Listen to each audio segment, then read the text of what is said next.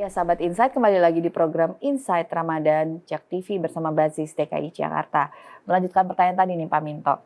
Ada zakat, ada sedekah yang disampaikan kepada orang di sekeliling kita atau melalui badan lembaga yang dipercaya. Mungkin bisa disampaikan perbedaannya dan lebih baik bagaimana gitu loh Pak. Baik, ini sebenarnya juga berhubungan dengan tema besar kita, zakat makin berkah.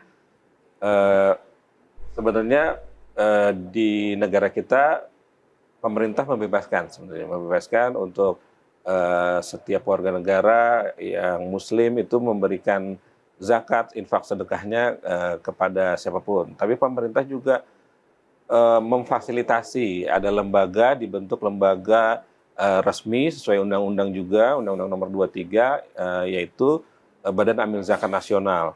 Badan Amil Zakat Nasional terus dibentuk provinsi, kota, kabupaten gitu ya. Nah, dengan adanya lembaga yang ditunjuk pemerintah ini, jadi masyarakat bisa menyalurkan zakat infak sedekahnya ke lembaga agar kalau itu dikelola oleh suatu lembaga itu manfaatnya bisa lebih luas, lebih merata, kemudian juga manfaatnya juga bisa lebih tepat sasaran. Ya, jadi jangan sampai kita salah menyalurkan ya Pak. Betul, salah menyalurkan. Kemudian juga ada multiplier efeknya. Karena kalau kita kasih, misalnya kita langsung gitu, kalau kita sendiri tentu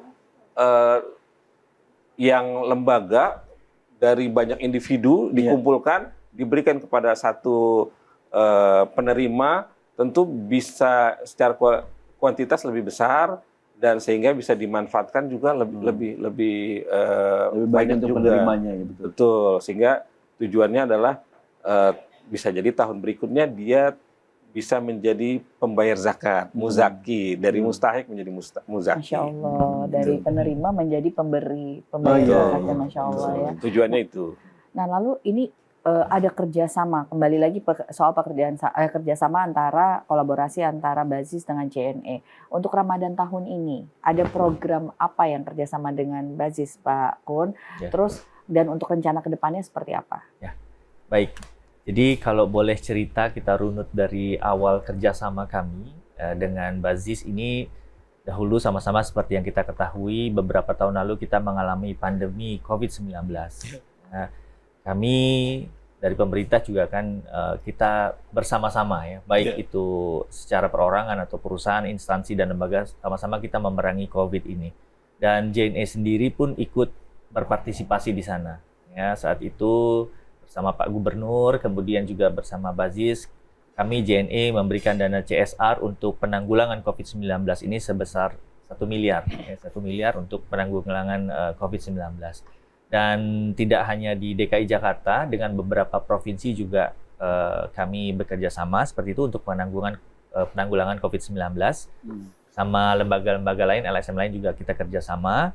Dan kemudian kalau yang sama Bazis, semenjak itu kita terus lakukan program-program, ya baik itu kita support program untuk pembangunan pesantren, kemudian kita support lagi untuk kegiatan berbagi bersama dengan masyarakat yang kurang mampu, kemudian juga kita ada beberapa program lain juga yang kita support, bahkan kami berkomitmen gitu ya untuk selalu memberikan tempat gitu ya bagi Bazis DKI ini khususnya untuk menyalurkan zakat perusahaan dan juga dana CSR perusahaan untuk digunakan seperti itu.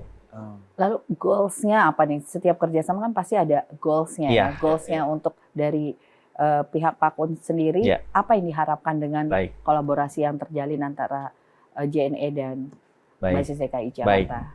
Jadi memang kalau untuk di perusahaan kami, Presiden Direktur kami, Bapak Muhammad Feryadus Suprapto, beliau adalah putra dari almarhum Bapak Haji Suprapto Suparno, founder JNE.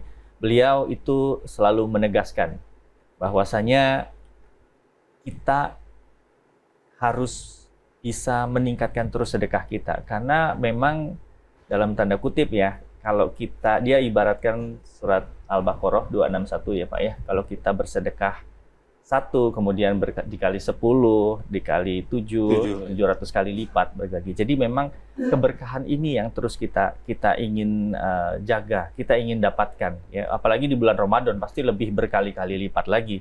Bahkan Presiden Direktur kami bisa men-state bahwasannya keberhasilan perusahaan itu bisa menjadi tolak ukur apabila zakat tahun ini lebih besar daripada tahun sebelumnya.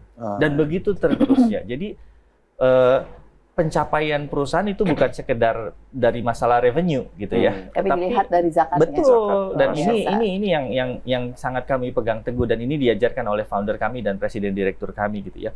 Dan kami meyakini bahwasannya ada campur tangan Allah dalam setiap bisnis. Jadi bisa jadi kami sudah 32 tahun berbisnis di bidang industri jasa pengiriman dan juga logistik. Bisa jadi ini tidak hanya karena kerja dari tim, tapi ada doa-doa anak yatim, doa-doa dari orang yang disupport oleh Bazis gitu ya, doa-doa dari mereka yang membutuhkan, sehingga perusahaan ini tetap berjalan. Meskipun sudah melewati berbagai macam krisis, mulai dari 98 krisis, 2008, kemudian kemarin juga pandemi, alhamdulillah sampai sekarang masih berjalan. Bisa jadi ini karena doa-doa dari mereka juga. Itu sih harapannya ke depan. Jadi tetap doakan kami ini, semoga perusahaannya bisa terus tetap langgeng. Ya, dan bisa terus bekerja sama nih, bisa berkolaborasi dengan Basis DKI Jakarta. Tapi dalam kegiatan kolaboratif ini, adakah kontribusi dari tokoh atau pejabat yang terlibat di dalamnya? Ya. Mungkin dari Pak Minto bisa menyampaikan dah. Kalau dari kami, karena kami juga mitra dari pemerintah kota provinsi DKI Jakarta, pemerintah provinsi, itu sangat intens bekerja sama dari Pak PJ Gubernur, Pak Sekda, wali kota mungkin ya, setiap para kota, wali kota dan bupati di Jakarta ini, beserta seluruh stafnya ya, seluruh stafnya. Itu kolaborasi kami. Baik, aku boleh nanya? Silakan Ji. Mohon maaf, saya tadi mau nanya. Tadi kan ada kolaborasi antara JNE dan juga Basis ini untuk penyaluran zakat dan juga sedekah, Pak Gun. Ya, betul. Dari kerjasama ini tandanya apakah JNE yang menyalurkan zakat dan juga sedekahnya? Apakah memang juga di kerjasama ini Basis memberikan otoritas kepada JNE untuk menerima zakat dan sedekah atau tidak, Pak? Atau hanya penyalurannya aja? Jadi penerimaan zakat dan sedekahnya itu diterima oleh Basis dan disalurkan oleh JNE, atau apakah JNE juga diberikan otoritas untuk menerima zakat dan sedekah? Dan membantu menyalurkannya gitu. Kalau dari kerjasama ini?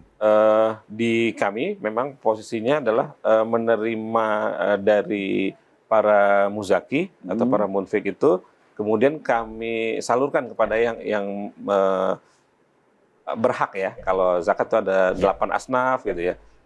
Kalau sedekah tadi ada juga kriterianya. Ya, itu berarti tandanya kan masyarakat kalau mau menyalurkan itu tuh kan melalui Basis ya, Pak ya. Ya. Tapi maksudnya kalau saya misalnya lewat JNE, ada JNE nih, saya pengen berzakat lah lewat JNE, jadi nggak bisa konter gitu. enggak? Bukan.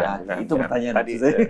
Lewat QR. Jadi memang tidak ada otoritas di kerjasama ini, tidak memberikan otoritas.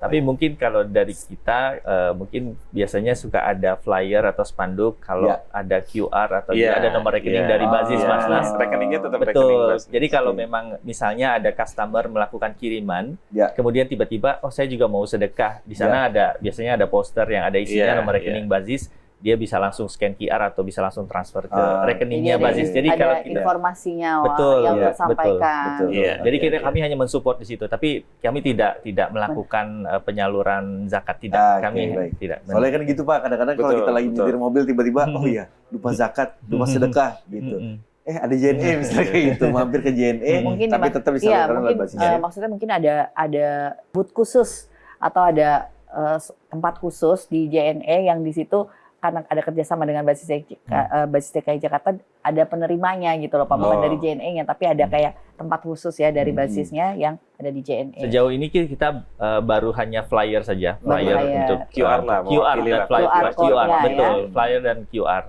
untuk memudahkan orang yang mau berzakat atau bersedekah. Gadgetnya jangan lupa dibawa. Betul. Ya. Ini semakin menarik nih bahasan kita. Betul. Ya, terima kasih Pak.